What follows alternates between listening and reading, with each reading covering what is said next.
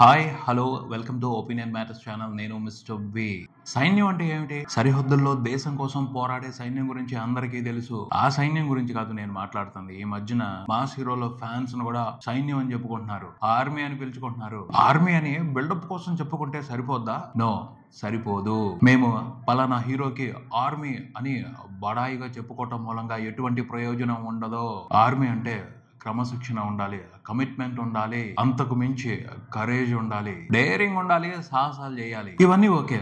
అసలు ఆర్మీకి ఉండాల్సిన ప్రధానమైన లక్షణం ఏమిటో తెలుసా? డిసిప్లిన్. డిసిప్లిన్ ముఖ్యం. ఆ డిసిప్లిన్ నేర్పించడం కోసమే కఠినమైన శిక్షణ ఇస్తారు. ఇప్పుడు ఆర్మీలో అని చెప్పుకునే ఈ హీరోల ఫ్యాన్స్ కి అసలు డిసిప్లిన్ ఉంటుందా? డిసిప్లిన్ గా ఉంటారా? క్రమశిక్షణ ఉంటే వాళ్ళు ఎలా ఫ్యాన్స్ అవుతారు అన్న గొప్ప సమాధానం టంగున చెవుల్లో మారుమోగుద్ది. ప్రధానంగా వాళ్ళకే క్రమశిక్షణే ఉండదు. ఆ పైన ఈ ఫ్యాన్స్ ఆర్మీలో కూడా రకరకాల డివిజన్స్ ఉంటాయి. అన్ని డివిజన్స్ లోకి చాలా చక్కగా ఫ్యాన్స్ అనే పదానికి అప్రతిష్ట తీసుకొచ్చే డివిజన్ ఒకటి ఉంది. వాళ్ళే పోకిరీస్. హీరోకి సంబంధించిన సెలబ్రేషన్స్ అనగానే ఆ పోకిరీలు చేసే మొట్టమొదటి మంచి పని ఏమిటి అంటే మందు కొట్టేయటం. మందేయాలి, చిందేయాలి. చేతిలో బండి ఉంది అనుకోండి, దాంతో కావలసినంత బీభత్సం చేయాలి. సభ్యత పట్టించుకోరు, సివిక్ సెన్స్ పాటించరు, మొత్తం మోగిస్తారు, రోత చేసి పారేస్తారు. సభ్యత లేకుండా ప్రవర్తించటం, విచక్షణ లేకుండా గలాట చేయటం ఆర్మీ లక్షణాలు అయితే కాదు. అలాంటి వాళ్ళని ఆర్మీ అని ఎలా అనగలం? పోతే ఫ్యాన్స్ లో ఇంకో డివిజన్ ఉంది. వాళ్ళు మందు కొట్టరు, కానీ గలాట మాత్రం చేస్తారు. అత్యుత్సాహంతో ఉంటారు, అరుపులు కేకలో పెడతారు,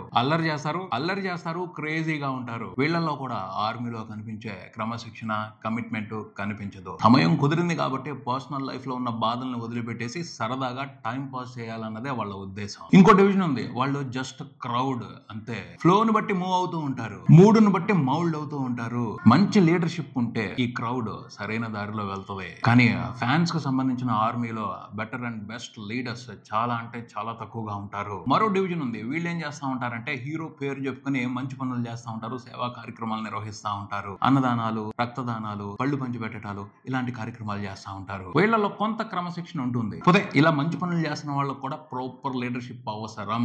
గట్టి లీడర్ లేకపోయాడు అనుకోండి, వాళ్ళు కూడా ఏం చేస్తారు? పళ్ళు పంచుతారు, అయిపోయింది పని అనుకుంటారు, వదిలిపెట్టేస్తారు, వెళ్ళిపోతారు. అలాగే ఇంకో డివిజన్ ఉంది. వాళ్ళు ఏం చేస్తారంటే ముసుగులు వేసుకుని సోషల్ మీడియాలో యాక్టివ్ అవుతారు. ఇది డేంజరస్ గ్రూప్. వీళ్ళని అసలు ఆర్మీ అని కూడా అనకూడదు. తన ఐడెంటిటీ పైకి కనపడదు కాబట్టి వాళ్ళలో ఉన్న అసలైన మనిషి బయటకు వస్తాడు. వాడు అసభ్యంగా ఉండొచ్చు, అసహ్యంగా ఉండొచ్చు. సోషల్ మీడియాలో అలాంటి ముసుగు మనుషులు చేసే అరాచకం గురించి ప్రత్యేకంగా ఎక్స్ప్లెనేషన్ ఇవ్వాల్సిన అవసరం లేదు, అది అందరికీ తెలుసు. అసలు వాళ్ళు ఆర్మీనే కాదు, వాళ్ళు ఫ్యాన్స్ కూడా కాకపోవచ్చు. ముసుగులు వేసుకుని ఉన్మాదం చేస్తున్నారు కాబట్టి వాళ్ళని ఉన్మాదులు అని అనొచ్చు. అలానే కొంతమంది ఉంటారు, వాళ్ళు సౌమ్యంగా, పద్ధతిగా, సాంప్రదాయబద్ధంగా హీరోల్ని అభిమానిస్తూ ఉంటారు. పోతే వాళ్ళకి అభిమానం అనేది మెయిన్ ప్రయారిటీ కాదు, ఆప్షన్. ఎవరైనా ఓ హీరోకి సంబంధించి పలానా విషయం బాగుంది అంటే బాగుంది అంటారు, బాగాలేదు అంటే బాగాలేదు అని చెప్తారు. వాళ్ళ అభిప్రాయాన్ని చెప్పి జస్ట్ పక్కకి వెళ్ళిపోతారు అంతే. అంతేగాని ఏ విషయాన్ని సీరియస్ గా తీసుకోరు. హీరోయిజానికి సంబంధించి, ఫ్యానిజానికి సంబంధించి సీరియస్ గా ఉండరు. కాకపోతే వాళ్ళ ఉనికి కూడా ఈ ఆర్మీలో కొంత భాగమే. ఇలా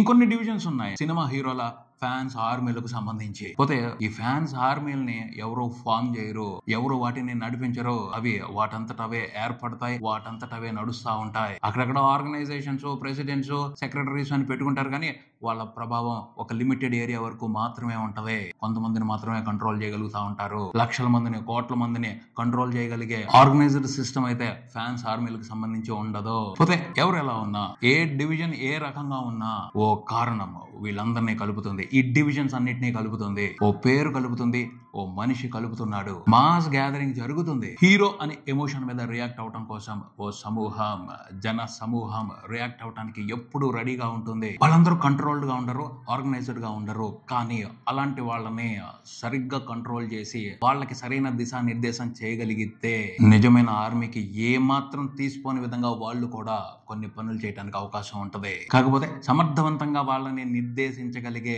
ఆర్గనైజ్డ్ సిస్టమ్ కావాలి. అంత ఓపిక హీరోలకు ఉండదు కాబట్టి పట్టించుకోరు. ఎంతవరకు అవసరమో అంతవరకే ఫ్యాన్స్ తో మింగిల్ అవుతూ, కాంటాక్ట్ అవుతూ ముందుకు వెళ్ళిపోతా ఉంటారు. చాలా రాజకీయ పార్టీలకు సంబంధించిన నాయకులు అవసరమైన జన సమూహాలు లేక వాళ్ళు చేయాలనుకుంటున్న పనుల్ని సక్రమంగా చేయలేకపోతున్నారు. అన్ని పార్టీల గురించి నేను చెప్పట్లేదు. కొన్ని పార్టీలు ఉంటాయి, వాటికి సిద్ధాంతాలు బాగుంటాయి, కానీ ఫాలోవర్స్ ఉండరు, ఫ్యాన్స్ ఉండరు, కార్యకర్తలు ఉండరు. కానీ హీరో అనే ఎమోషన్ తో కోట్ల మంది కనెక్ట్ అవుతారు. అలా ఏర్పడిన జన సమూహాల్ని ఎలా గైడ్ చేయాలో, ఎలా మోటివేట్ చేయాలో, ఎటువైపు నడిపించాలో హీరోలకు కూడా తెలీదు. మంచి పనులు చేయండి, మీ రుణం నేను ఎప్పటికీ తీర్చుకోలేను, మీకోసం నేను కష్టపడుతూనే ఉంటాను, మిమ్మల్ని ఎంటర్టైన్ చేయడం కోసం శక్తి వంచన లేకుండా శ్రమ పడుతూనే ఉంటాను అని చెప్పేసి వెళ్ళిపోతా ఉంటారు. కానీ అది కాదు, అంతకు మించి చెయ్యొచ్చు. అలాంటి జన సమూహాలకి సరైన దిశానిర్దేశం చేసి మంచి మంచి లక్ష్యాలు ఏర్పాటు చేసి పెట్టి దాని మీద వాళ్ళు ఫోకస్ చేసేట్టుగా పని చేసేట్టుగా చేస్తే సమాజంలో ఊహించని మార్పు చూడొచ్చు. అలా ఆలోచించారు కాబట్టి ఎన్టీఆర్, ఎంజీఆర్ రాజకీయాలలో చరిత్ర సృష్టించారు, చరిత్ర పురుషులయ్యారు. ఇప్పుడు పవన్ కళ్యాణ్ కూడా అలా ఆలోచించబట్టే గొప్ప చరిత్రలో భాగం అవుతున్నారు. అభిమానులంటే వాళ్ళ హీరో రాజకీయాల్లో నిలబడితే ఓట్లేసి అతని చేతిలో పవర్ పెట్టడం వరకే కాదు, తలుచుకుంటే ఇంకా చేయొచ్చు, ఇంకా చాలా చేయొచ్చు. సమాజంలో అత్యుత్తమమైన మార్పుకి ఫ్యాన్స్ కారణం అవ్వచ్చు. లేటెస్ట్ గా చూసుకుంటే ఆంధ్రప్రదేశ్ డిప్యూటీ సీఎం పవన్ కళ్యాణ్ తన ఫ్యాన్స్ కి ఒక గొప్ప దిశానిర్దేశం చేశారనే చెప్పాలి. ఓ మంచి లక్ష్యాన్ని వాళ్ళకి సెట్ చేసి పెట్టారు. వాళ్ళు దాని మీద ఫోకస్ చేయాలి. ఓ విషయానికి సంబంధించి పిలుపునిచ్చారు. ఆ విషయం పైన సైన్యం లాగా పని చేయండి అన్నారు. నిజంగా జన సైనికులకి అది పర్ఫెక్ట్ ఛాలెంజ్ అనే చెప్పొచ్చు. బ్యానర్లు కట్టడం, ర్యాలీలు చేయడం, సభలు నిర్వహించడం ఎవరైనా చేస్తారు. కానీ పవన్ కళ్యాణ్ అడిగింది జన సైనికులు చేసి చూపిస్తే మాత్రం వాళ్ళందరూ కూడా హిస్టారికల్ ట్రెండ్ సెట్టర్స్ అవుతారు. జన సైనికులు నిబద్ధతతో ఉంటే పవన్ కళ్యాణ్ చెప్పింది ఒక ఉద్యమం అవుతుంది. ఆ ఉద్యమం గురించి ప్రపంచం ఎప్పటికిప్పుడే మాట్లాడుకుంటుంది. చరిత్ర ఆ ఉద్యమాన్ని ఎప్పటికీ గుర్తు పెట్టుకుంటుంది. ఇందుకే పవన్ కళ్యాణ్ ఇచ్చిన ఆ పిలుపు ఏమిటి అంటే, తెలుగు భాషను, తెలుగు పుస్తకాలను కాపాడే సైన్యం లాగా నా అభిమానులందరూ ఉండాలి. ఇది కూడా పెద్ద విషయం. ఇందులో ఏముందని చాలా మంది లైట్ గా తీసుకుని పక్కన పడేస్తారు ఈ మ్యాటర్ ని. కానీ చేయటం మొదలు పెట్టండి, ఎంత కష్టమో అర్థం అవుద్ది. అంత ఈజీ అయితే చేసి పారేయండి, భలే ఉంటది. ఇప్పుడు ఈ మోడర్న్ యుగంలో పుస్తకాలు ఎంతమంది చదువుతున్నారు? చదవాల్సిన పుస్తకాలు ఎంతమంది ఎక్కువ ఇష్టంగా చదువుతున్నారు? పుస్తక పఠనం అనేది బాగా తగ్గిపోయింది.